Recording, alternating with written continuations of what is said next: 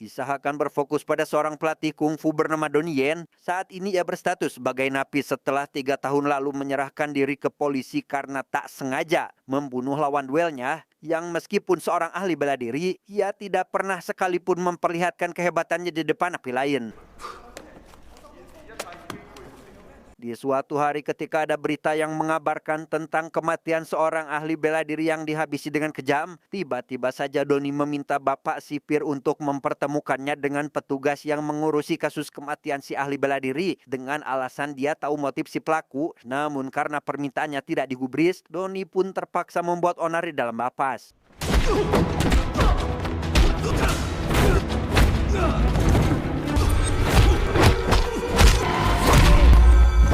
Aksi itu pun membuat sipir langsung sigap mengamankannya dan mempertemukan Donnie dengan si petugas bernama Lukyun yang dalam pertemuan itu ia mengatakan akan membantu pihak kepolisian menangkap pelaku karena Donnie menduga jika pelaku tersebut akan membantai dan menyerang lagi. Namun Lukyun menegaskan bahwa meski Donnie seorang ahli bela diri, bukan berarti ia bisa memecahkan sebuah kasus.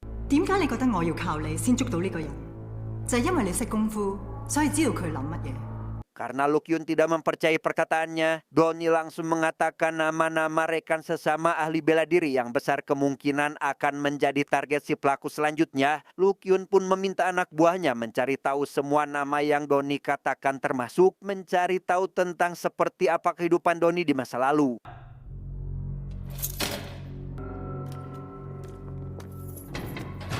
Setelah para polisi menemukan identitas nama-nama yang disebutkan Donnie, mereka tidak menemukan informasi apa-apa selain pekerjaan yang berbeda di setiap orangnya. Dan untuk Donnie sendiri, tercatat sebagai seorang pelatih kungfu yang memiliki ribuan murid pada masa kejayaannya. Di tengah penyelidikan, atasan Lukyun memanggilnya atas kasus pembunuhan lain yang ternyata masuk ke dalam ke-7 daftar nama target yang Donnie katakan sebelumnya, sehingga Lukyun akhirnya mendatangi Donnie kembali ke penjara untuk memberitahukan kasus tersebut kepadanya. Menyadari Donnie tampaknya bisa memberikan petunjuk, Donnie diberi kebebasan sementara selama Lukyun membutuhkannya atas kasus ini. Donnie diberi sebuah ponsel untuk berkomunikasi. Namun kapan ia bisa keluar dari penjara hanya tergantung dari sikap Donnie dan keputusan hakim di pengadilan.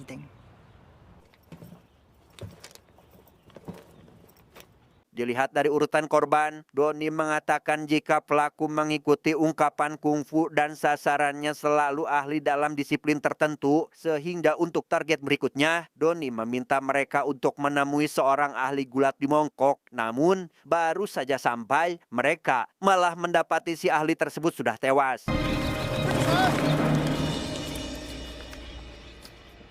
Setelah Donnie menutup mata rekan si ahli gulat itu, ia tak sengaja melihat Samsul sedang berdiri memperhatikan mereka dari kejauhan yang sudah diduga pelaku dari semua pembunuhan rekan-rekannya ini. Namun saat mengejarnya, Samsul berhasil lolos dari kejaran Donnie dengan cara seperti ini.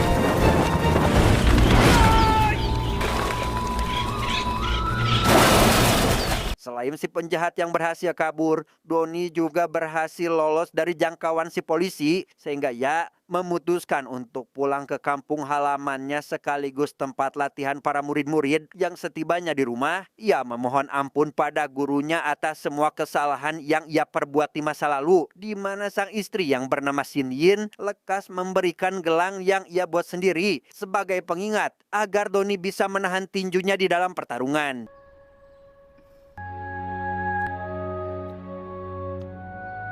Secara tidak sengaja, Donnie menemukan benda yang sama dengan yang selalu muncul di setiap TKP, di mana Shin Yin menjelaskan jika benda itu adalah benda titipan seseorang yang tidak dikenal agar diberikan kepada Donnie. Menyadari benda itu berkaitan dengan kasus ini, Donnie pun memberitahu istrinya jika ia sedang bekerja sama dengan polisi untuk mencari pelaku pembunuhan yang selalu meninggalkan benda itu di TKP.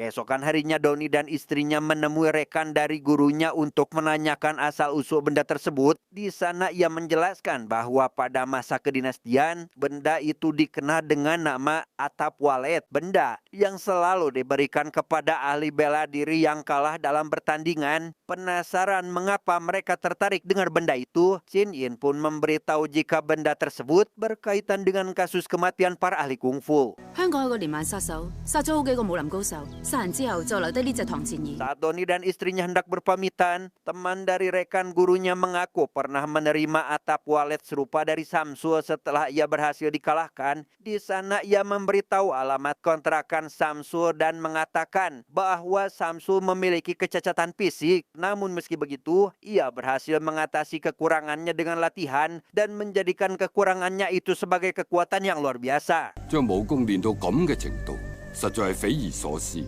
Atas informasi itu, Doni langsung memberitahu Lukyun agar mereka bisa bergegas pergi ke alamat rumah Samsul. Namun setibanya di sana, mereka tidak mendapati siapapun kecuali pemilik kontrakan yang memberitahu jika Samsul pernah tinggal di sini bersama istrinya yang menderita kanker. Sehari-harinya, Samsul hanya melakukan latihan bela diri dan tidak bekerja sama sekali. Selain tidak bekerja, pada suatu hari si pemilik kontrakan pernah melihat Samsul melakukan sesuatu hal yang aneh di luar nalar, yaitu sedang mengulas garam ke wajahnya hingga berdarah, di mana tindakan itu Doni anggap wajar karena ternyata itu adalah semacam teknik agar si pengguna bisa bertarung lebih lama.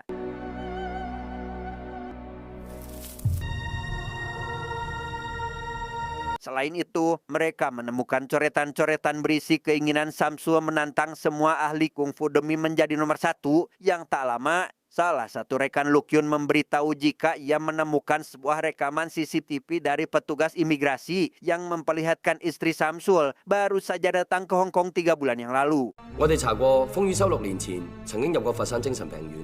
呢個人過關都咁小心，刻意唔俾人知佢嚟咗香港。 Sepulang dari rumah Samsul, Doni mengantarkan istrinya dan meminta agar ia pulang ke rumah pamannya karena takut Samsul akan mendatanginya lagi. Namun karena Lukyun meminta agar Shin Yin ikut turut dalam penyelidikan ini, ia pun akhirnya memutuskan ikut meski Doni tidak setuju. 戰小姐，我代表警方請你翻去香港協助調查。 Setelah menghabisi sepegulat, Doni memberitahu jika target selanjutnya kemungkinan adalah seorang ahli pedang. Beberapa polisi pun langsung bersiaga di sekitaran lokasi si ahli pedang yang kini memiliki bisnis rumah makan agar mereka bisa segera menangkap Samsul di tempat itu. 佢當年一支齊被軍。錢師妹，試下啲手勢啊！好啊，阿冇。陳兄， Setibanya di kedai milik si ahli pedang yang ternyata adalah sahabat Doni, mereka mulai saling bertanya kabar di mana si ahli pedang memberitahu jika 2 tahun lalu ia mengalami kecelakaan mobil hingga tangannya patah dan akibat dari kejadian tersebut si ahli pedang menyerahkan perguruannya kepada murid satu-satunya yang memang berbakat dalam ahli bela diri pedang sehingga hal itu membuat Doni sadar jika si ahli pedang bukanlah target Samsul selanjutnya melainkan murid dari si ahli pedang itu sendiri.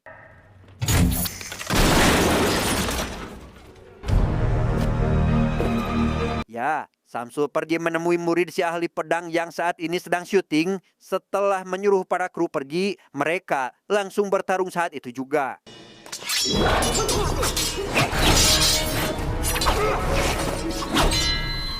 Meski kemampuan mereka sama hebat, namun karena Samsul mempunyai motivasi dan ambisi ingin menjadi nomor satu, ia pun berhasil mengalahkan si murid dan langsung habisinya.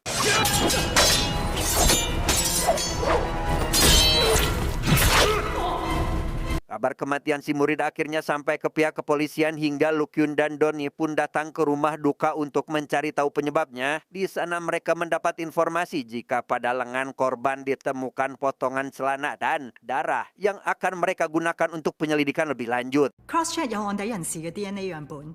Yes, madam. Karena sudah beberapa kali tak bisa mencegah ataupun menangkap Samsul, Lukyun mendapat panggilan dari atasannya agar ia segera menyelesaikan masalah ini. Ia diberi waktu 3 hari untuk menangkap Samsul, dan jika kembali gagal, atasannya akan memberikan kasus ini kepada orang lain. Mengingat Samsul terluka saat bertarung dengan ahli pedang, Doni menduga jika Samsul akan bersembunyi terlebih dahulu untuk melanjutkan aksinya menghabisi para ahli kungfu, sehingga ia mengatakan akan mencari informasi lain di kalangan para ahli untuk mencari tahu siapa target berikutnya. Di kantor polisi, anak buah Lukyun berhasil menemukan beberapa bukti lain yang bisa menguatkan jika Samsul pelaku dari semua ini. Salah satunya ditemukan garam laut seperti yang ditemukan di rumah Samsul pada potongan kain yang terdapat pada pedang korban. Tak lama, polisi menerima panggilan yang ternyata itu dari Samsul mengaku ingin berbicara dengan Doni. Lukyun meminta agar Doni menahan panggilan itu agar polisi bisa melacak keberadaan Samsul. Yang dalam panggilan itu, Samsul mengatakan jika ingin menjadi kuat, Doni harus kehilangan istri yang sangat ia cintai. Dan jika Doni ingin menghentikan Samsul, maka ia harus menghabisinya. Di waktu yang sama, para polisi segera menuju ke lokasi Samsul yang sedang berada di sauna. Namun begitu mereka tiba di sana, Samsul sudah lebih dulu kabur dan hanya meninggalkan HP-nya saja. Mendengar Samsul sempat menyinggung istri Doni, Lukyun merasa jika Doni dan Samsul sudah saling mengenal satu sama lain. Doni menegaskan jika Samsul berniat menghabisi semua ahli kungfu, sehingga tentu saja ia mengenalinya. Dan setelah Doni diminta beristirahat, Lukyun menyuruh semua anak buahnya untuk mencari data riwayat pengunjung, catatan telepon, dan kiriman surat untuk Doni selama ia berada di penjara. 所有電話記錄、訪客 record 同埋書信來往，我而家即刻要。 Yes, madam. Rupanya Doni benar-benar pernah dikirimi surat misterius yang mengajaknya bertarung dan kini ia mengerti jika surat tersebut pasti berasal dari Samsul. Namun karena khawatir dianggap satu komplotan dengannya agar Doni bisa keluar dari penjara, Doni pun memilih untuk tidak memberitahukan hal ini kepada Lukyun. 前辈，请你留意明天電視新聞。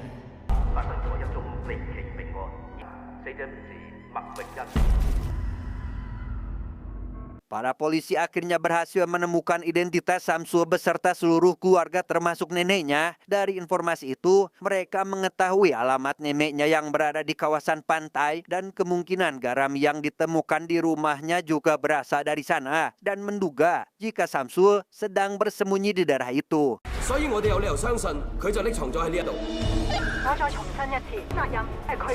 Sesampainya di rumah Samsul, polisi menemukan batu nisan istrinya serta guci yang berisi abu kremasi yang setelah mereka memeriksa semuanya, Lukyun meminta agar para anak buahnya menyimpan kembali barang-barang di tempat semula sambil mempersiapkan hal untuk menangkap Samsul karena ia yakin Samsul akan datang ke sini untuk membawa abu sang istri.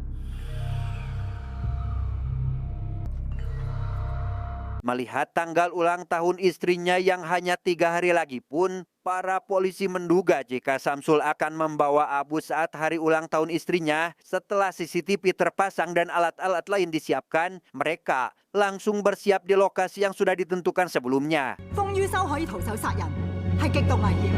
Singkat cerita, Samsul terlihat berada di atas perahu sambil membawa sebuah buket bunga. Awalnya ia merasa biasa saja dan tidak pernah terpikir jika para polisi sudah mengepungnya. Namun begitu melihat banyak anjing polisi sedang duduk di rumah warga, Samsul akhirnya sadar jika lokasi ini sudah tidak aman lagi pun memutuskan untuk meninggalkan perahunya dan...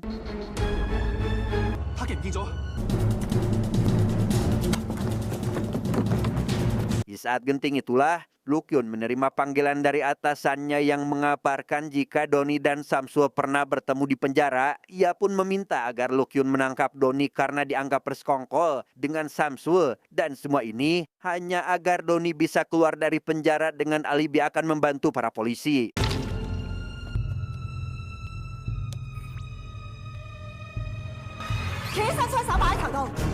Tidak ada waktu untuk menjelaskan, apalagi sadar jika sang istri telah pergi untuk mencari Samsul. Doni yang tidak ingin kehilangan istri tercintanya pun memutuskan untuk melawan polisi saja sambil mencari di mana saat ini istrinya berada.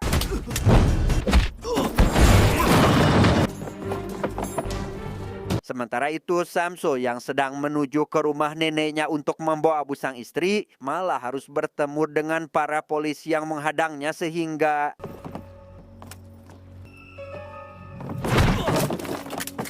setelah menghabisi para polisi dan hendak akan membawa abu tersebut, Shin Yin rupanya sudah terlebih dahulu membawa abu istri Samsul. Hal itu tentu saja membuat Samsul begitu kesal sehingga ia lekas menyerang Shin Yin dan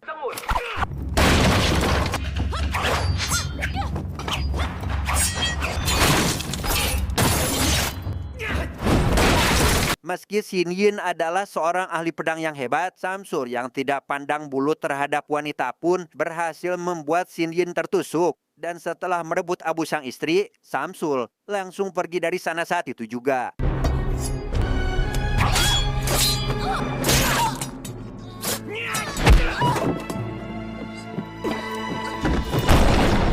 Berhasil menemukan sang istri, Doni meminta agar polisi segera menyelamatkan istrinya. Namun karena situasi di luar sudah sangat kacau karena para anggota polisi banyak yang tewas, Doni pun terpaksa meninggalkan Shin Yin untuk menahan Samsul supaya tidak kabur dan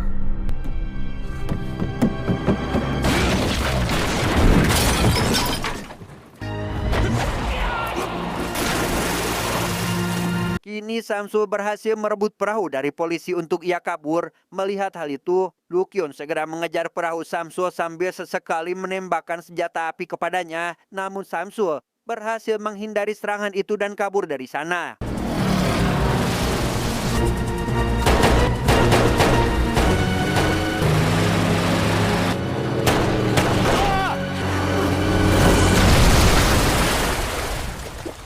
Setelah Samsul berhasil kabur, Doni langsung menghubungi Lukyun dengan menggunakan walkie-talkie. Di sana Doni bercerita bahwa saat bertemu Samsul di penjara, ia menyadari jika Samsul mengaguminya dan berambisi untuk menghabisi semua orang yang pernah dikalahkan oleh Doni. Bukan dendam atau apapun, Samsul melakukannya semata-mata demi diakui sebagai nomor 1 di antara para ahli kungfu. Dan alasan mengapa Doni tidak menceritakan semuanya sejak awal adalah karena ia mempunyai rencana pribadi, yaitu ingin menyelamatkan istrinya dari si Samsul.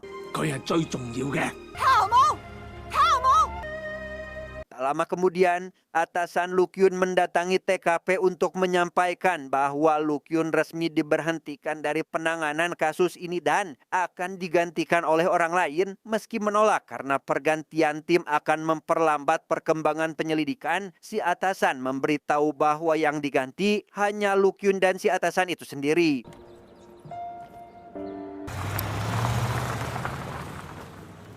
Meski sudah diberhentikan, Lukyun masih melihat-lihat kembali gambar dari kasus Samsul ini. Dari sana ia menemukan sebuah gambar unik dengan 2 lilin masih menancap, sedangkan yang di tengahnya hanya tinggal bekasnya saja. Hal itu ia anggap sebagai target yang akan dihabisi oleh Samsul, sehingga saat ia memeriksa kembali lilin itu, ia membuka bagian kertas yang menutup dinding dan terlihatlah daftar nama yang telah Samsul habisi, serta 2 orang yang akan menjadi target selanjutnya.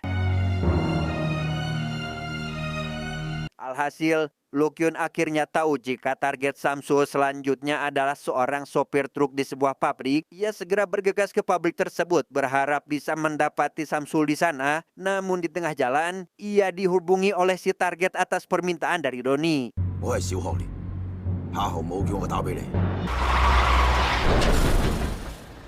Ya, ternyata Doni lah yang akan menggantikan si target selanjutnya dalam melawan Samsul. Karena ia sudah mengetahui siapa targetnya itu, ia pun memutuskan untuk menghabisi Samsul saja karena khawatir akan melakukan yang tidak-tidak kepada istrinya.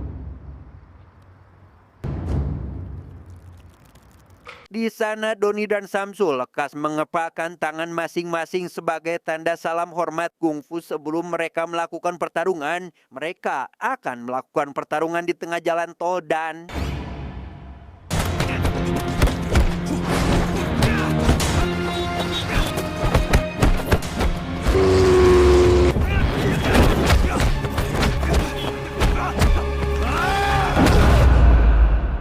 Dan ya, akhirnya Samsul benar-benar sudah tak berdaya hingga memutuskan untuk mengepalkan tangannya tanda sudah menyerah. Samsul mengatakan agar Doni segera menghabisinya untuk memenangkan pertarungan ini. Namun ketika Doni akan menghabisinya, tiba-tiba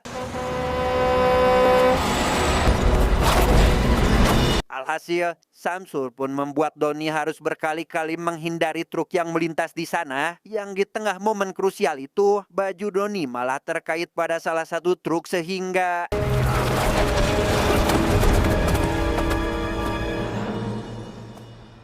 dalam kondisi hidup dan mati itulah, Lukyun akhirnya berhasil menghabisi Samsul dengan menembaknya. Hingga tak lama, para polisi pun datang ke TKP untuk menyelamatkan Doni yang ternyata masih hidup.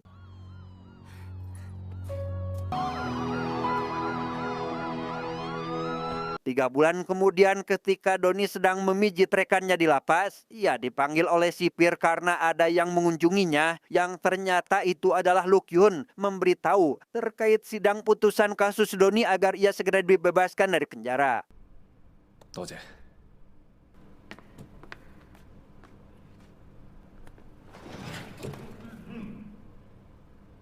Singkat cerita, Doni pun kembali ke sekolah ahli bela diri untuk sebagai pelatih. Dan setelah kematian Samsul, ia pun hidup bahagia bersama istri dan anaknya yang baru lahir. Dengan ditemani murid-muridnya yang kini semakin banyak. 一同承受。 Tamat, ending yang sangat membagongkan.